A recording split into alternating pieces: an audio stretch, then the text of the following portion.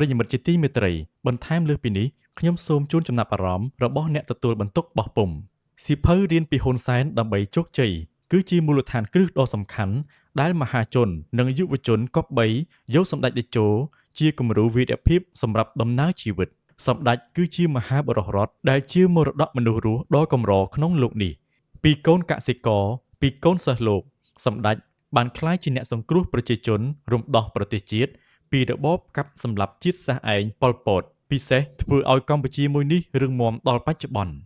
ជារួមមរតកធំ3របស់សម្ដេចដែលខ្ញុំហៅថាជាមរតកតេជោរួមមាន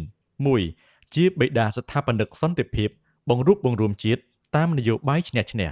2. ជាអគ្គមគ្គុទ្ទេសក៍ស្ដារនិងអភិវឌ្ឍហេដ្ឋារចនាសម្ព័ន្ធរូបវន្តសម្រាប់ប្រទេសជាតិ 3. ជាអគ្គមគ្គុទ្ទេសករក្សាស្ថិរភាពសេដ្ឋកិច្ចរក្សាលំនឹងជីវភាពប្រជាជននិងសង្គម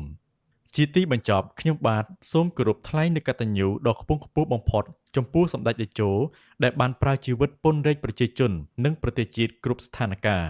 ខ្ញុំបាទសូមគោរពជូនពរសម្ដេចតេជោហ៊ុនសែននិងសម្ដេចគតិប្រិទ្ធបណ្ឌិតប៊ុនរ៉ានីហ៊ុនសែនព្រមទាំងក្រុមគ្រួសារសូមមានសុខភាពល្អកម្លាំងមាំមួនជន្មាយុយឺនយូរស្ថិតនៅជាម្លប់ដល់ប្រជាជននិងជានិមិត្តរូបនៃភាពរឹងមាំរបស់កម្ពុជាជាដរាបតទៅ